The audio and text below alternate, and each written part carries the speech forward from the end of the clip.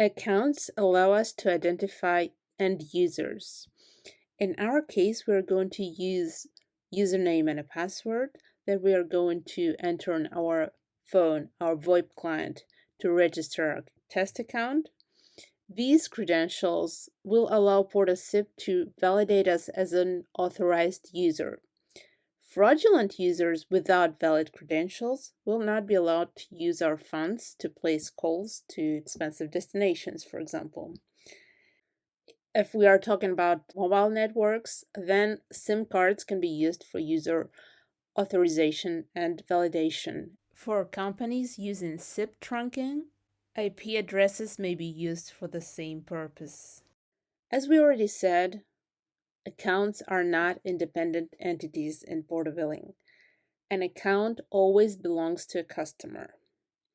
Let's have a closer look at the account entity in portabilling. The entity has many properties, but of course not as many as the customer entity. The first very important property is the account ID, the unique account identifier.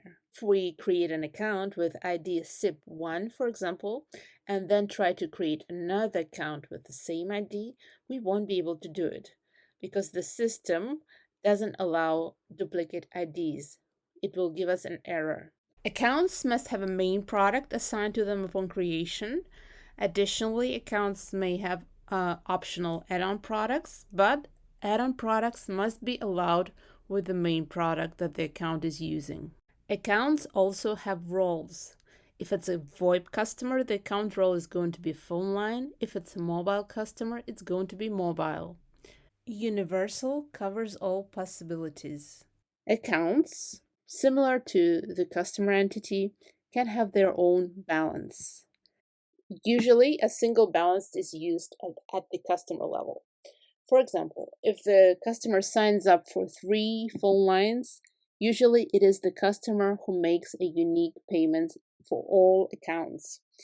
And this way, the administrator operates with the customer balance only, and the customer receives an invoice that includes charges for all accounts. We also can provide information about specific subscriber in the account. We can configure services at the account level as well. And usually the account service configuration is inherited from the customer by default, but it can be overridden if needed. For example, when I was talking about the customer entity, I said that we can configure music on hold at the customer level for all accounts of this customer. But for example, let's say John is the manager who wants to play a specific message on hold. Then we can go to the account level and override this setting just for John's account. So there are 3 levels of service configuration.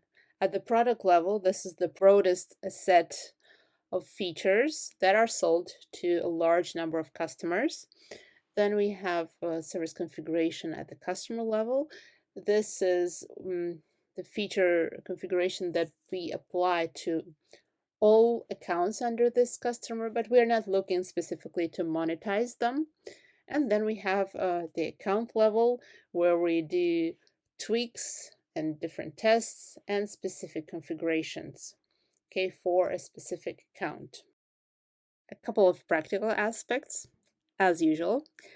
We have already said that the account ID has to be unique. Accounts are always created under an existing customer. If you need to find accounts in our database, the table name is accounts.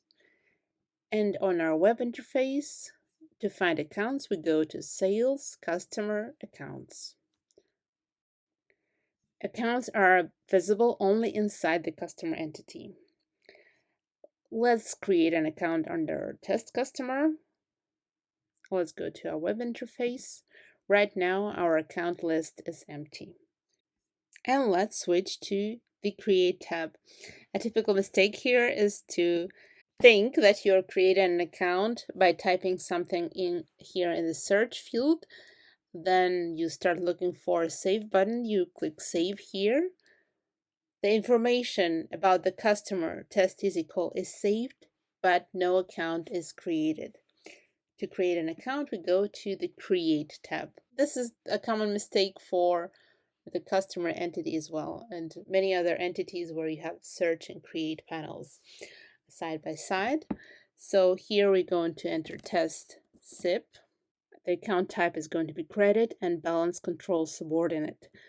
This means that the account balance and customer's balance are going to be related, and the account is not going to have an individual balance. There are two types of accounts in Porta billing. We have debit accounts and credit accounts. Debit accounts are fully independent from the customer's balance.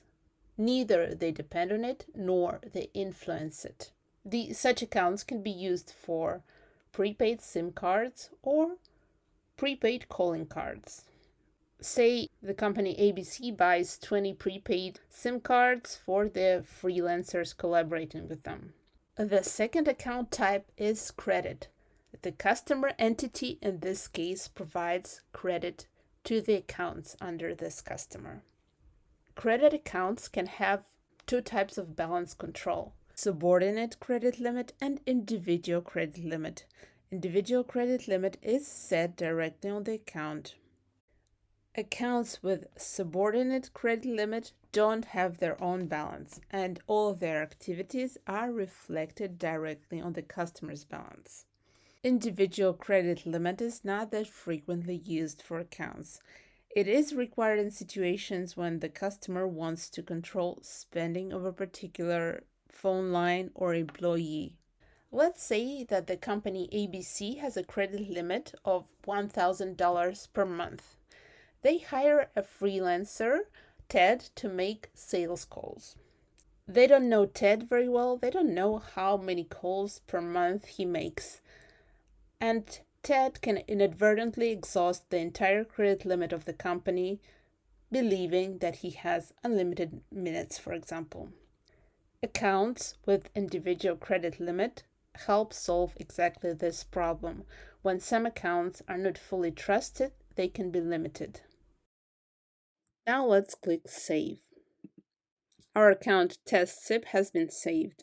What happens if you forgot your very secure password that you've entered or generated?